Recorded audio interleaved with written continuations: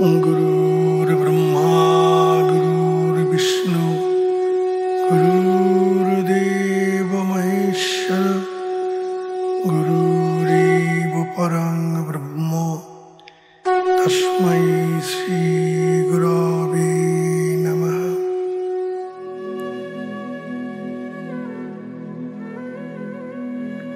जय गुरु जय गुरु জয় যোগীরাজ জয় যোগীরাজ।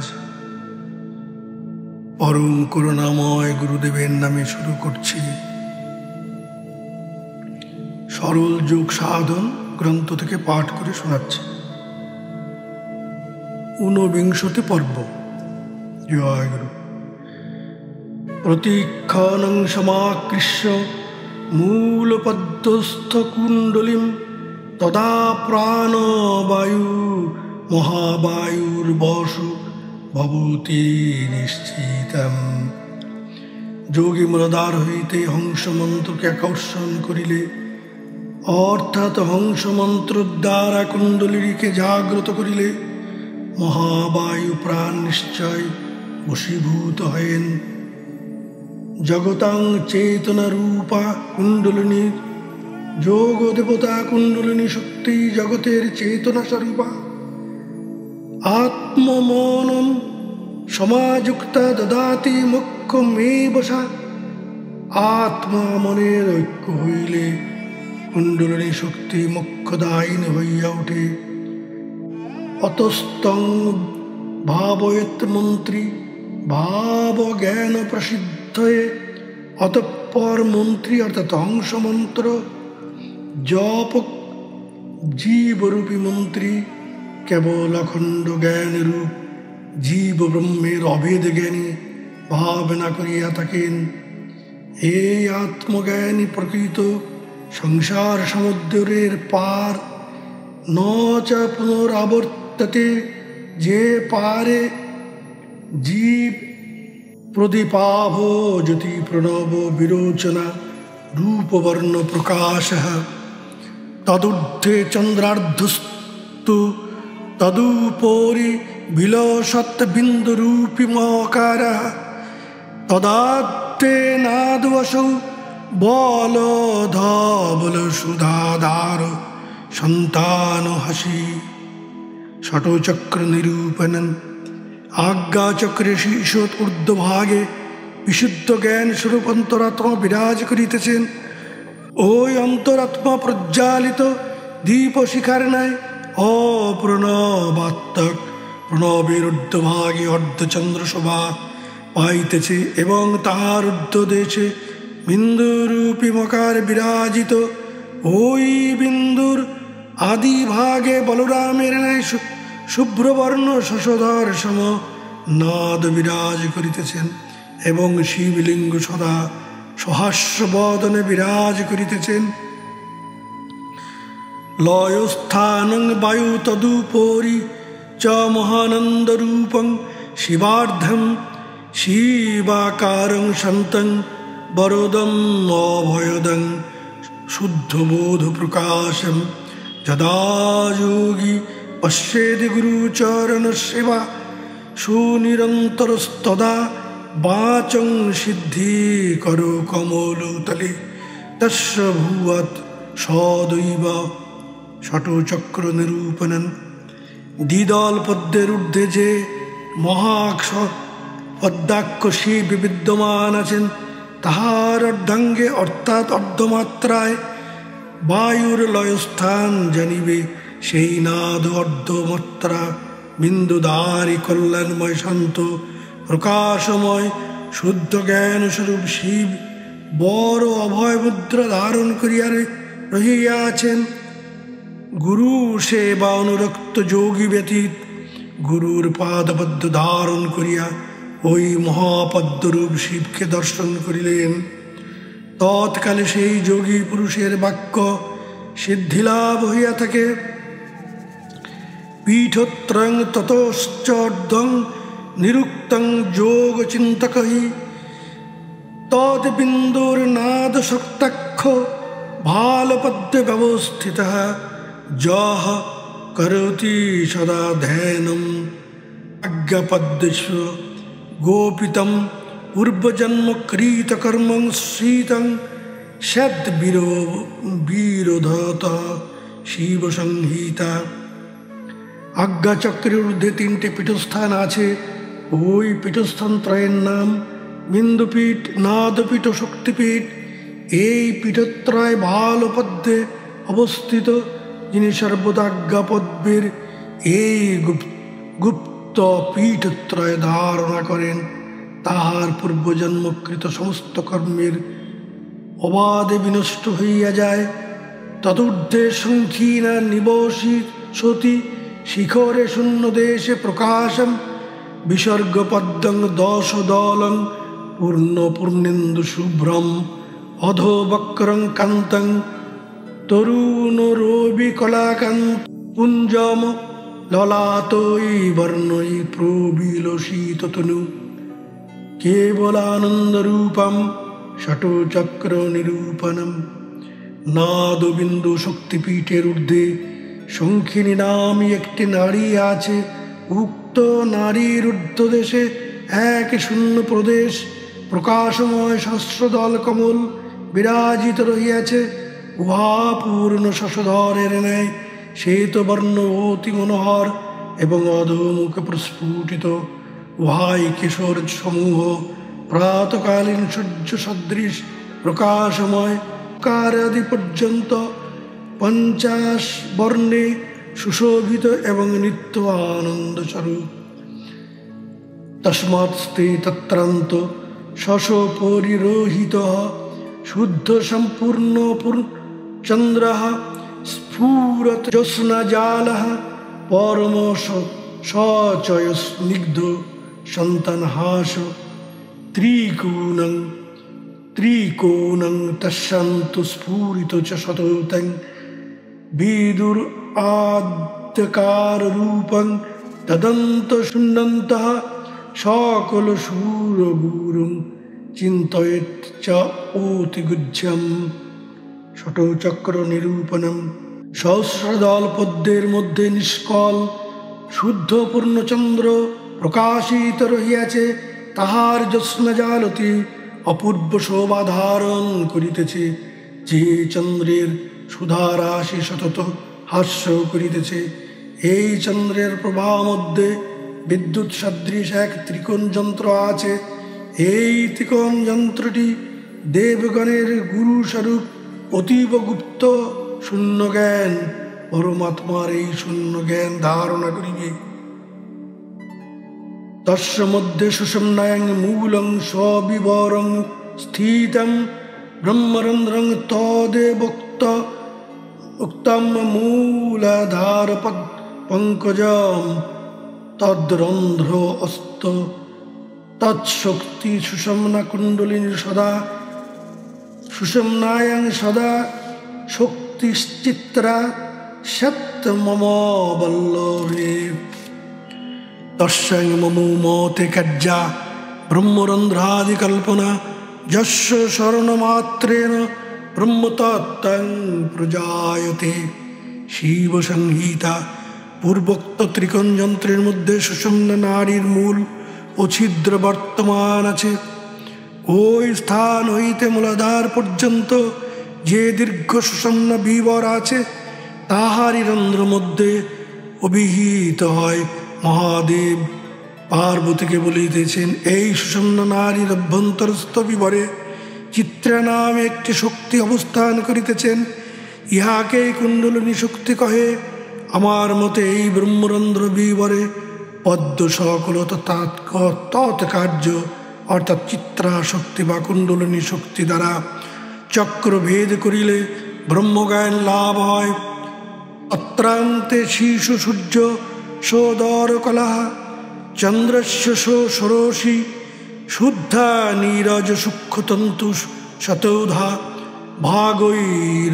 ভাগৈরূপা পরা বিদুর্দাম সমান কোমল তনুর নিত্যের আদিত্যাদ অধোমুখী পূর্ণনন্দ পরস্পরাতি বিগলত পীযুষ ধারা ধরা ষটচক্র নিরূপণম।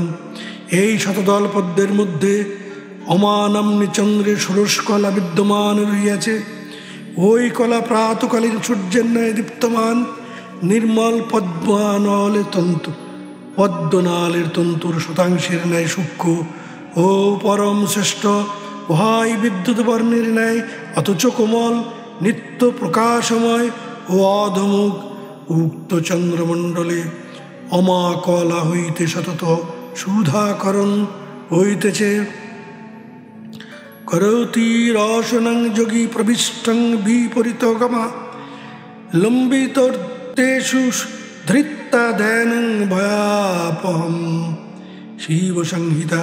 যে যোগী খেচরি মুদ্রার অভ্যাস বলে রসনা বিপরীতগামী করিয়া লম্বিকা আলজিহ্বা ঊর্ধ্বস্থিত গর্তে প্রবেশ করেন এবং সে স্থানে জিহ্বাকে সংলগ্ন করিয়া ধ্যান করেন, তাহার সংসার ভয় নিবৃত্ত হইয়া থাকে।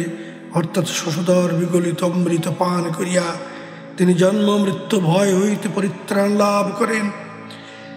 নির্বাণাক্ষ কলা পরাত পরোতরা শাস্তে তদন্তর্গতা কিশাগ্র সহস্রদা বিভজিত শৈকা সংরূপা সতী ভূতানাম অধিদৈবতং ভগবতী নিত্য প্রবোধয়া চন্দ্রার্ধ আদশমান ভঙ্গুরবতী সর্বার্কুল্য প্রভা তস্যামধ্যান্তরলে শিব পদম অমলম শাশ্বতং যোগীম গম্যম নিত্যানন্দ বিধানং সকল কুল পদং শুদ্ধবোধ প্রকাশম কেচিদ ব্রহ্মাভিধানং পদম ইতি সুধীয় বৈষ্ণবা বল্লভ পত্নী কেচিৎ অংশাক্ষ পদ কয়ে এবং কোন বিদ্যান মুখ্য পদের দ্বার স্বরূপ বলিয়া কীর্তন করিয়া থাকেন।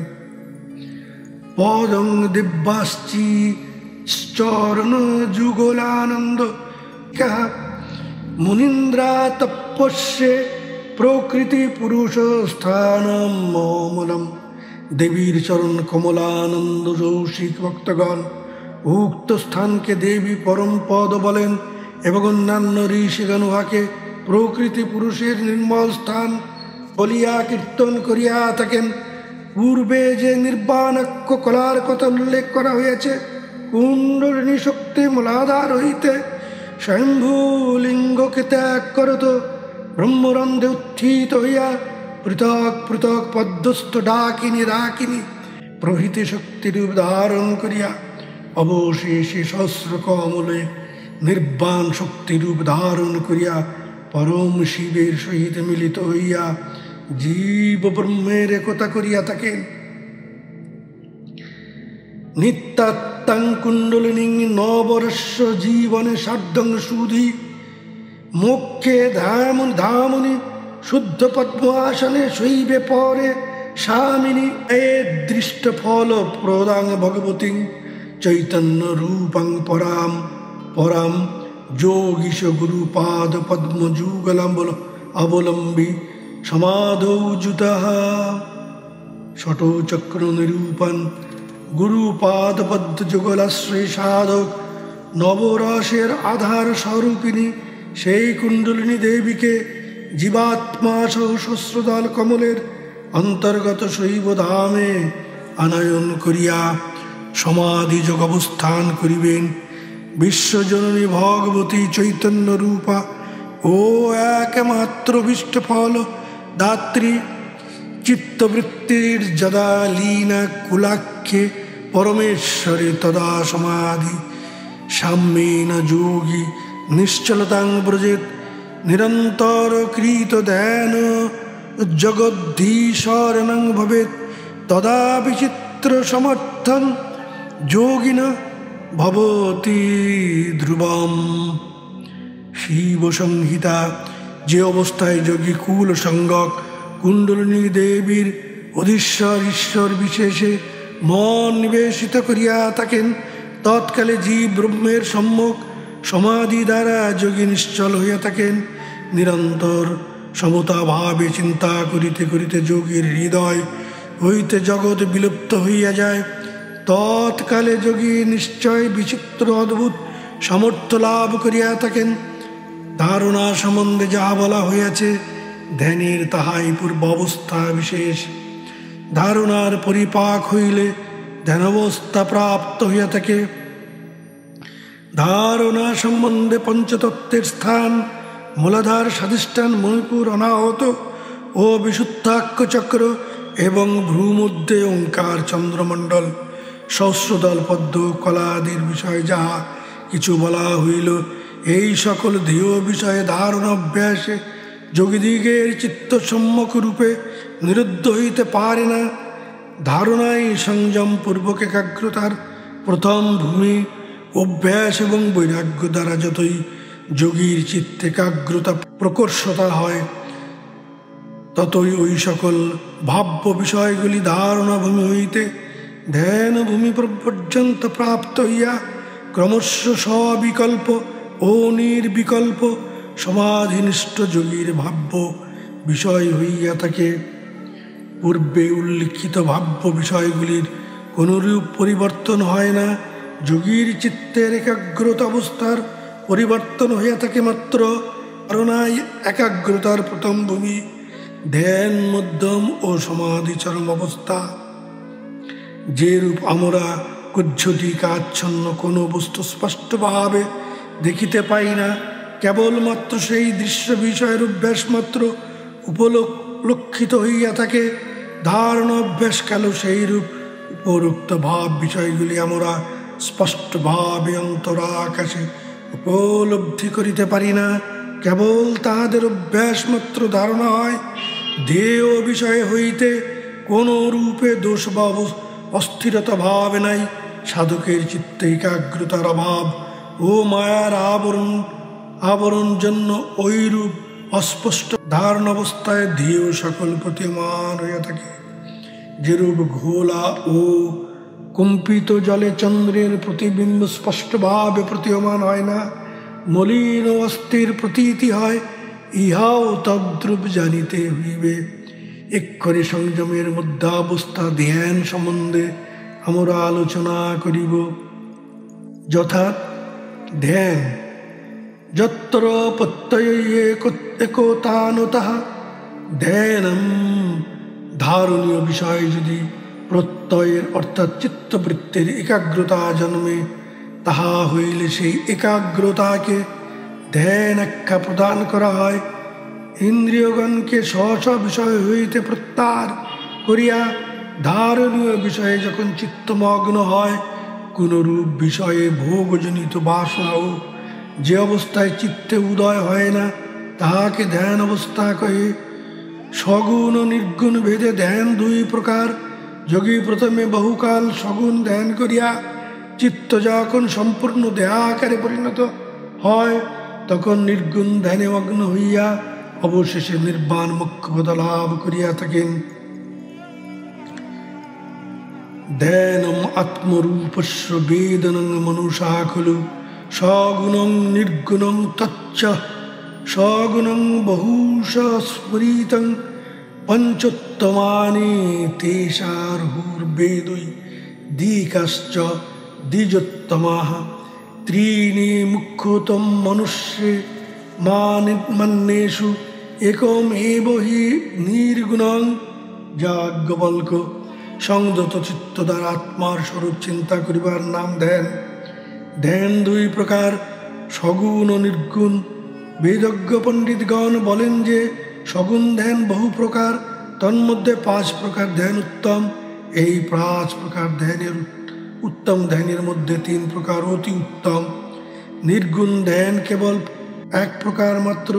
পূর্বে নিয়মের অন্তরঙ্গ সাধনা ঈশ্বর পূজন বর্ণনাকালে উল্লেখ করা হয়েছে যে গুণাতীত পরমাত্মা পঞ্চতত্ত্বে চেতন স্বরূপে প্রবিষ্ট হইয়া প্রকাশ, আকাশ, বায়ু, অগ্নি, জল ও পৃথিবী এই সকল হইতে যথাক্রমে শিব, শক্তি, সূর্য, নারায়ণ, গণেশ রূপ ধারণ করিয়াছেন।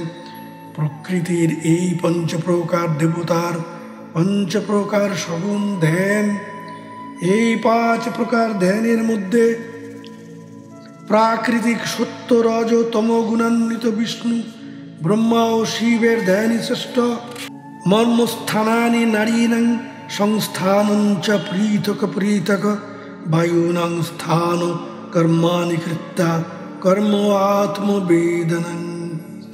যাজ্ঞবল্ক পূর্বোক্ত 5 প্রকার কিংবা ত্রিবিধ সগুণ ধ্যান ব্যতীত যোগীগণ শরীর অভ্যন্তরস্থ মর্মস্থান ও নারী সমূহের সংস্থান অর্থাৎ ষট চক্রাদি ও তৎস্থ দেবতাগণের ধ্যান করিয়া থাকেন, তাহাকেও সগুণ ধ্যান কহে। সর্বদেবা প্রকৃতিকা যাবন্ত মূর্তিধারিণা ওম আত্মনিত্য দেহি ভক্ত ধ্যানানুরোধিত ব্রহ্মবৈবর্তা। মূর্তিধারী যত দেবতা আছেন তারা সব প্রকৃতি সম্ভূত অহং শব্দ প্রতিপাদ্য নিত্যস্বরূপ দেহি আত্মা ভক্তগণের ধ্যানের সুগমতার নিমিত্ত রূপবান হইয়া থাকেন। যদ্রূপ প্রত্যয়েক সন্ততিশ্চন্ন নিস্পৃহা তদ্ধ্যানং প্রথমৈর্বঙ্গৈ স্বরভি নিষ্পাদ্যতে নৃপঃ। বিষ্ণু পুরাণ। রূপবান দেবতার প্রতি চিত্তের যে এক প্রত্যয়ের প্রবাহ এবং অন্য বিষয়ে যে সম্পূর্ণ স্পৃহা, সেই প্রত্যয়রূপ চিত্তবৃত্তিকে ধ্যান কহে। এই ধ্যান যম নিয়মাদি প্রথম সরঙ্গের সাধন দ্বারা সম্পাদিত হইয়া থাকে। চিত্তের এক প্রত্যয়রূপ বৃত্তি, ইহার অর্থ এই যে যম নিয়ম অভ্যাসে চিত্ত শুদ্ধ হয়। আসন প্রাণায়াম অভ্যাস দ্বারা শীত উষ্ণ সুখ দুঃখাদি দ্বন্দ্ব সহিষ্ণুতা ও শরীর দৃঢ় হয়। মুদ্রা প্রত্যাহার অভ্যাস করিয়া ইন্দ্রিয় সকল জয় এবং ধারণার অভ্যাসে যোগীর চিত্তগত বাসনা সম ক্ষীণ হইয়া থাকে। বাসনা ক্ষীণ হইলে চিত্তে একাগ্রতা বৃত্তির উদয় হয়, সেই বৃত্তি ধ্যান নামে অভিহিত হয়। চিত্ত স্বভাবত চঞ্চল বহির্মুখী, বাহ্য বিষয় গ্রহণে সদা অনুরক্ত। প্রাণায়াম প্রত্যাহার অভ্যাস ইন্দ্রিয়গণের বহির্মুখী গতি নিরোধ হইলেও চিত্তে বাসনা সকল বর্তমান থাকে। যখন চিত্তকে কোনো দেব মূর্তিতে অথবা সুষুম্ন অভ্যন্তরস্থ কোনো পদ্মে স্থির করিতে চেষ্টা করা হয়, অর্থাৎ ইন্দ্রিয়গণকে বাহ্য বিষয় হইতে প্রত্যাহরণ করত, দেহ বিষয়ে মূর্তিতে স্থির থাকিয়া পুনঃ বাসনার বশে অতীত বিষয়ের কিংবা ভবিষ্যৎ বিষয়ের চিন্তা করিতে থাকে। দেহ মূর্তিতে কিছু সময়ের তরে যে চিত্ত স্থির হয় তাহাই ধ্যান। যখন চিত্তে ভবিষ্যৎ কিংবা অতীত কোনো বিষয়ের বাসনা উদয় হয় না, চিত্ত যখন বর্তমানে স্থিত হয়, নিষ্পন্দ দীপশিখার ন্যায় কেবলমাত্র দেহ বিষয়ে বর্তমান থাকে, তখনই জানিতে হইবে চিত্তে একতানুতা বৃত্তির উদয় হইয়াছে। এই অবস্থায় যোগীগণ প্রকৃত যোগানন্দ অনুভব করিয়া থাকেন। চিত্ত অতীত ও ভবিষ্যৎ চিন্তার তরঙ্গ থামিলে যোগরূপ অমৃতাস্বাদন হইয়া থাকে। কোনো কার্য হইয়া গিয়াছে এবং কোনো কার্য করিতে হইবে, তাহার কোনো চিন্তাই যে অবস্থায় চিত্ত উদয় হয় না। কেবল বর্তমান অবস্থায় দেহ বিষয় মাত্র চিত্তে বর্তমান থাকে। সেই অতীত ভবিষ্যতের সন্ধিস্থল বর্তমানকালে চিত্ত যে স্থির হয়, সেই বর্তমানকালে দেহ বস্তু নিষ্পন্দভাবে উদয় হইয়া থাকে, তাহাই ধ্যান অবস্থা। মনে করুন কোনো ব্যক্তির ইষ্টদেব শঙ্কর, হৃদয়ে শঙ্কর মূর্তি ধ্যানকালে সম্পূর্ণভাবে অর্থাৎ এককালীন সমস্ত অঙ্গের ধ্যান করা হয় না। মূর্তির মস্তক ধ্যানকালে চরণ যুগলের অভাব এবং চরণ যুগল ধ্যানকালে শিষ্যদেশের অভাব হয়। এই রূপে খণ্ডিত ধ্যান হইয়া থাকে। প্রত্যাহার ও ধারণা উত্তম রূপে অভ্যস্ত না হওয়া এই খণ্ডিত ধ্যানের কারণ। গুরু কৃপা এবং অভ্যাস ও বৈরাগ্য দ্বারা সেই খণ্ডিত ধ্যান নিবৃত্তি হইয়া থাকে। ইষ্টমূর্তি পূর্ণ ধ্যানের আবির্ভাব হয়।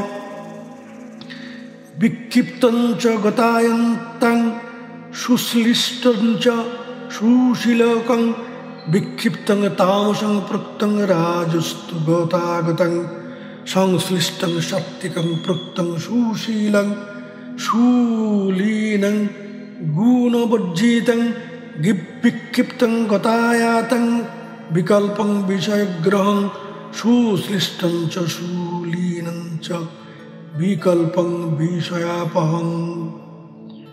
অমনস্কখণ্ড।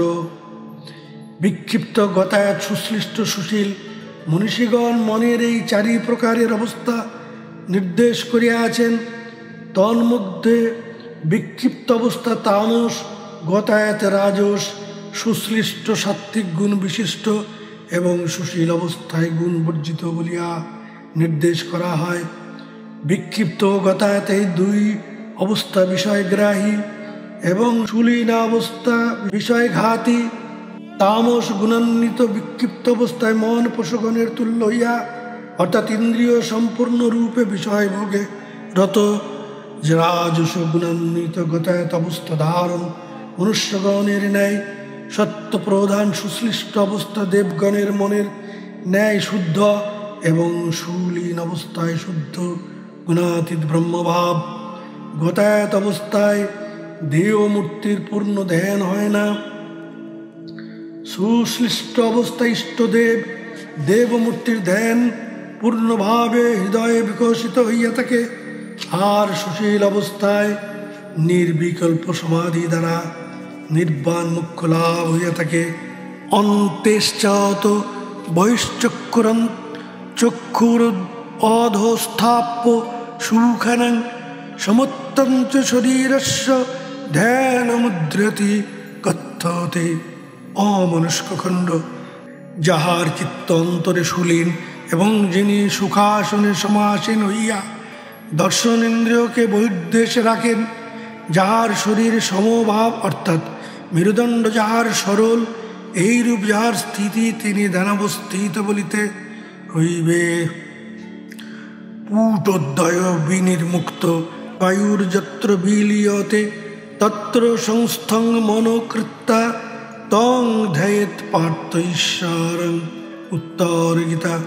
ভগবান শ্রীকৃষ্ণ অর্জুনকে উপদেশ দিয়াছেন, হে পার্থ, যে স্থানে নাসিকারন্ধ্রের দ্বয়ের মধ্যে হইতে শ্বাস বায়ু বহির্গত হইয়া বিলয় প্রাপ্ত হয়, সেই স্থানে চিত্ত সমাধান করিয়া ঈশ্বরের চিন্তা করিবে। প্রত্যাহার বর্ণনাকালে উল্লেখ করা হইয়াছে যে প্রাণবায়ুকে ধীরে ধীরে নাসাভ্যন্তরে আনয়ন করত। ভগবান সেই কথা বলিতেছেন যে নাসাগ্রভাগে মন স্থির করিলে বায়ু নাসাগ্রে অবস্থিতি করে, পরে দৃক শক্তি ভ্রু মধ্যে উত্থিত হইয়া থাকে এবং ক্রমে তাহা স্থির হয়। চিন্তাদি বিলয়ে যাতে পবনস্য লয় ভবেৎ মন পবনয়োর নাশ আদিন্দ্রিয়ার্থান বিমুঞ্চতি। ইন্দ্রিয়ার্থৈর্যদা মুক্ত বাহ্য জ্ঞানং ন জায়তে বাহ্য জ্ঞানে বিনষ্টে চ ততঃ সর্বসমা ভবেৎ। অমনস্কখণ্ড। ভ্রু মধ্যে মনের লয় নিবন্ধন সকল প্রকার চিন্তা ও পবনের লয় হইয়া থাকে। মন এবং প্রাণের লয় হইলে অন্তঃকরণ তখন ইন্দ্রিয়লব্ধ জ্ঞান পরিত্যাগ করিয়া তাকে অন্তঃকরণের বিষয়জনিত ইন্দ্রিয় জ্ঞান লোপ হইলে সে অবস্থায় সমগ্র জগৎ সমভাব প্রাপ্ত হয়। সে অবস্থায় যোগীর নির্দ্বন্দ্ব হইয়া আকাশবৎ অবস্থান করেন। পূর্বলিখিত অতীত ভবিষ্যৎ কোনো চিন্তাই থাকে না। যোগী কেবলমাত্র বর্তমান অবস্থায় স্থির থাকেন। ত্রিকূট নামনি তিমিরে অন্তরে খে স্তম্ভগঙ্গতে কেবল কুম্ভক এব প্রাণানি নীল ভানু শশঙ্কর নাড্য বিহায়স্য বিলয়ং প্রয়াতি। যোগ তারাবলী। ভ্রু মধ্যের অন্য একটি নাম ত্রিকূট। সেই ত্রিকূট নামনি তমোময় আকাশের অন্তরে কেবল কুম্ভক স্তম্ভিত হইলে প্রাণবায়ু সূর্য চন্দ্র নারী পরিত্যাগ করিয়া সুষুম্ন নারীর আশ্রয় করত।